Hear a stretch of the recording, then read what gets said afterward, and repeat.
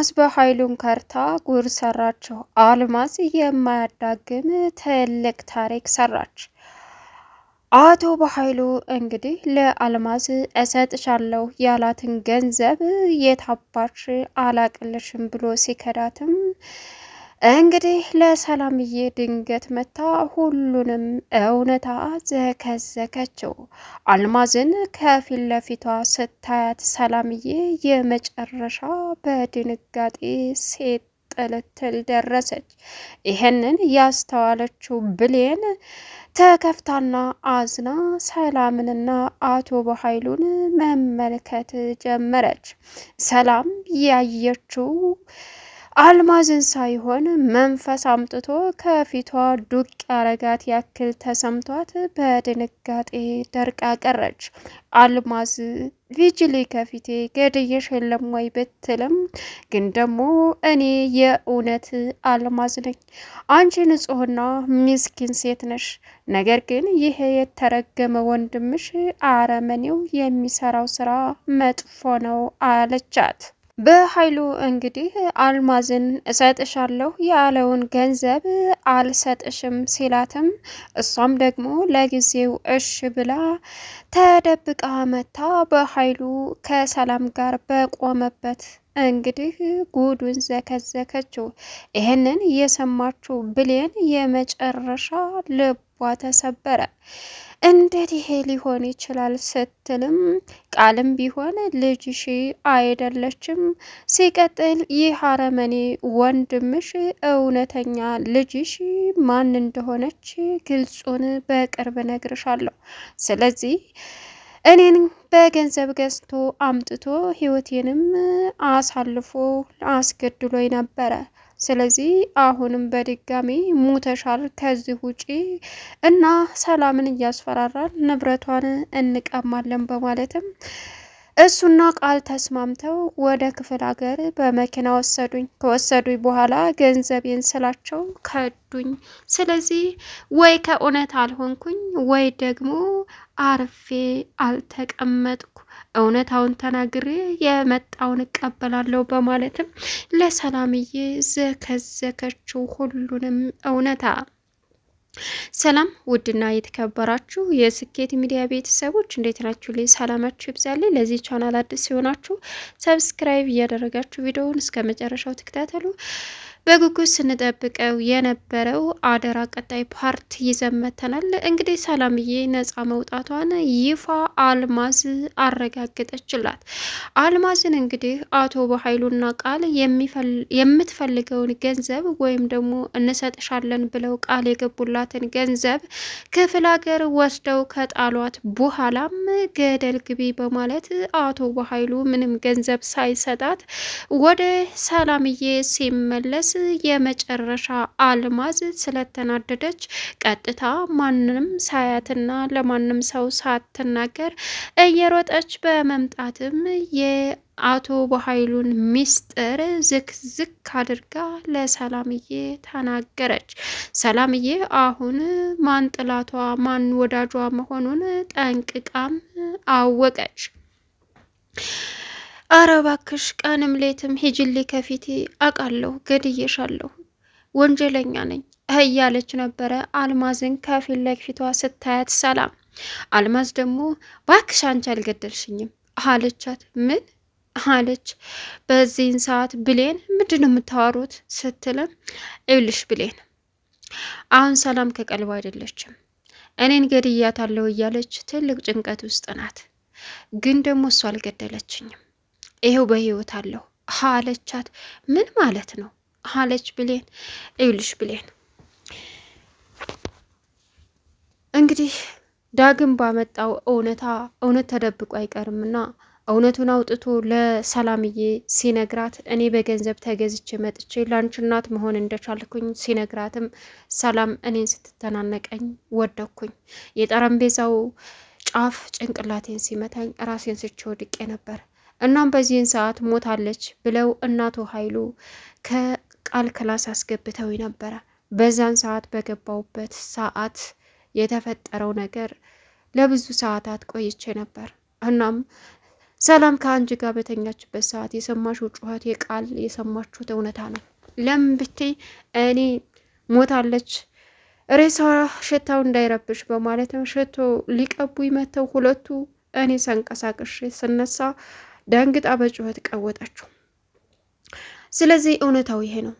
እኔ እናትሽ ሳልሆን እናትሽ ደግሞ በቅርቡ ዘረግፍልሻለሁ። ከዚህ በኋላ ወይ ከእውነት ወይ ደግሞ ከገንዘብ ያልሆንኩም።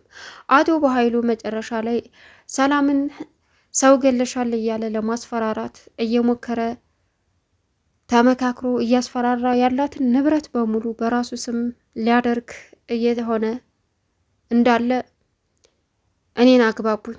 እኔም እሺ ስላቸው ወደ ክፍለ ሀገር እንሸኝሽ አሉኝ።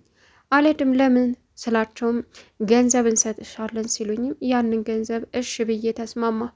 እዛ ከሄድኩ በኋላ ወስዶ በመኪና ወርውሮ ጣለኝ። ከዛ በኋላ ገንዘቤን ስጠኝ ስለው አላቅልሽም ነፍስሽን ነው ማጠፋው አለኝ። ነፍሴ ከጠፋ አይቀር እውነትን ደብቄ ከምሞት በማለትም ገንዘብም ላላገኘው ብዬ ወደዚህ በድጋሚ ተደብቄ መንገድን አቀናው እያለች ለሰላምና ለብሌን እያስረዳች ባለችበት ሰዓት አቶ በኃይሉ አገር አማን ነው ብሎ ዘው ብሎ መጣ። በዚህን ሰዓት በድንጋጤ ቁሞ ቀረና ምን እያልሽ ነው አንቺ? ገለንሻል ነበር እንዴ አለ። ኧረ እባክህ አዎ ገለይ ነበር ቀብረኸኝም ነበር ግን አለሁ አለችው። በዚህን ሰዓት ሰላም የሰማችውን ነገር በሙሉ ማመን አቃታት። እንዲሁም ብሌን በግርምታ ሁሉንም መመከት ጀመረች። ግን ምን አይነት በደል ብበድላችሁ ነው በእኔ ህይወት ላይ ይህ ሁሉ ስቃይ የምታደርሱብኝ?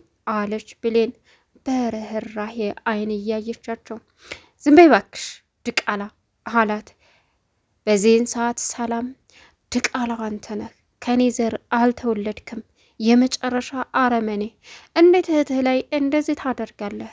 አንተማ ለህግ መሰጠት አለብህ ስትለውም አልማዝን እገላለሁ እያለ ቀውጢ ሲያፈላ ሰላምዬም ፖሊስ ጋር ከምደውል ከዚህ ቤት ውጣልኝ አለችው። አልማዝም የፈለግከውን ነገር ማድረግ ትችላለህ፣ ገና ደግሞ የሰላም ልጅ ማን እንደሆነች እውነታውን እዘረግፈዋለሁ ስትልም ሰላም ምን አለች? አው ሰላም ቃል ልጅሽ አይደለችም። ይሄ አረመኔ ወንድምሽ ያመጣው ጣጣ ነው። ቃል በገንዘብ ተገዝታ እዚህ ቤት እናቴ ገለምሌ እያለች እከኳን እያራገፈችብሽና ቀስ ብላ ደግሞ ቤቱ ባንቺ ስም ሲሆን አንቺን ገላ 75%ቱን አቶ በኃይሉ ሊወስድ 25%ቱን እሷ ልትወስድ ነው። ስለዚህ ምን ታያለሽ ይሄን ድራማ ስትላትም ሰላም ወሪ ብላ መጮኋን ቀጠለች። ከዚህ በኋላ ብሌን የሰማችውን ነገር በሙሉ በእርግጥ ከቃል ስታወራ እናቷ እንዳልሆነች ሰምታለች። ግን የአቶ ኃይሉ ርቀት ሰላም ሰው ሳትገል ነብሰ ገዳይ ነሽ እያለ የሚያሰቃየውን እንዲሁም ደግሞ ከሃዲነቱን ስትረዳ የመጨረሻ ዘገነናት። በጣም አጸያፊ ሰዎች ናቸው አለች። በዚህን ሰዓት ሰላም አመሰግናለሁ አልማዝ፣ እውነታውን እንዳቃርገሽ እንደዚህ ስላደረግሽኝ እኔ ያንቺን ህይወት ሰውቻለሁ ብዬ ሌት እንቅልፍ የለኝ ቀን ውሎ የለኝ ከፊቴ እየመጣሽ ነው የምትጋረጭብኝ ስትልም አንቺ ንጹህ ስለሆንሽ ፈጣሪ ንጹህ ነጻ ያወጣሻል። አንቺ ልብሽ ንጹህ ነው። እንዲሁም ዳግምን ደግሞ እኔ ራሴን ስቼ በወደቅኩ ሰዓት እጁን ከአንገቴ ላይ ስላደረገ በዚያን ሰዓት የእውነት ሙቼ በሆን ዳግምንም እሱ ነው የገደላት ብሎ እስር ቤት ያስከትተው ነበር። አየሽ አንቺን እያስፈራሩ ገንዘብ ሊቀበሉሽ፣ ዳግምን ደግሞ እውነታው እንዳይወጣባቸው ሊያሳስሩን ነበር። እንደዚህ አረመኔና እጭራቅ ጋር ነው የምንወሪው ሰላምዬ ስትላትም ሰላም የመጨረሻ አእምሮዋ ተዛባ።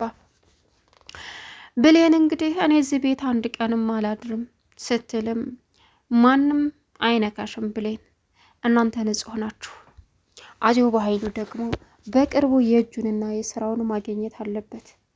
በቃ የሰው ልጆችን በሙሉ ስቃያቸውን አብዝቷል፣ እናትና ልጅንም ለያይቷል አለች። እንግዲህ ለዚህ ሁሉ የጋረዳት አቶ በኃይሉ እንደሆነ ሰላም እውነታውን ስታቅ አንተ ወንድሜ ሳኮን አውሬ ነህ፣ አውሬ እንኳ የራሱ የሆነን ሰው አይበላም በማለትም ዓይንህን ላፈር ብላ ከቤቷ አባረረችው። ዳግም እንግዲህ እውነታውን ሲያቅም ስለ አልማዝ በህይወት መኖር የመጨረሻ ተደሰተ። ፈጣሪ እኮ ሁልጊዜም ልብህ ንጹሕ ከሆነ አሸናፊ ነህ፣ ላንተ ምን ይሰጥሃል? በማለትም ሁላቸውም ሞታለች ብለው የደመደሟትን ሴት በአካል ሲያዋት ወደ ፈጣሪ ሰላምና ዳግም መጸለይ ጀመሩ። ወይዘሮ ገነት ሲሰሙ ጉድ በማለትም ጉድን ጉድ ይወልደዋል። ቆየ ሰውዬ አላማው ምንድነውስ የሚፈልገው? እያለች እንግዲህ መጮህ ጀመረች። ወይዘሮ ገነት ማጥቃት የፈለገው ብሌንን ነው። ስለ ብሌን ብዙ የማይታወቅ ነገር አለ። ብሌንን ከዚህ ህይወቷን ስቃይ ለማድረግ አስቦና ፈልጎ ስለሆነ ወደዚህ ያመጣው። ይችን ሴት እሷን የጎዳው መስሎ ቢያመጣትም ሞተች ብለን ደምድመን ሁላችንም ወንጀለኞች ነን በማለትም ነገሩን ደባብቀን ነበረ። ግን ደግሞ ደስ የሚለው ነገር ፈጣሪ አሁን በህይወት አደረጋት። ፈጣሪ እኮ ተአምር ነው እያሉ መደናነቅ እና ፈጣሪን ማድነቅ ጀመሩ። በዚህን ሰዓት እንግዲህ ብሌን የሰማችው ነገር በሙሉ ለእሷ ተአምር ሆኖ የምትለው መልስ አጣች። ይህ ሰው ልጅ በዚህ ልክ አረመኔ እርኩስ እንዴት ይሆናል? ለገንዘብ ብሎ ዳግም አለች ብሌን። ብሌኔ ያንቺን ልብ መቼ የማይቀይርብሽ አንቺ ንጹሕ ሴት ነሽ። ወደፊትም ብዙ ፈተናዎች ቢመጡብሽ በንጹሕ ልብሽ ለማሸነፍ ታገይ። አየሽ ልብሽ ንጹሕ ስለሆነ ሁሉም ነገር ነጻ ያወጣሻል አላት። እንደውም ሳሚ አሁን ብሌን ላይ ያለው አመለካከትና ዳግም ላይ በጣም አሳሳቢና አስቸጋሪ ነው። ለቻናሉ አዲስ የሆናችሁ ሰብስክራይብ እያደረጋችሁ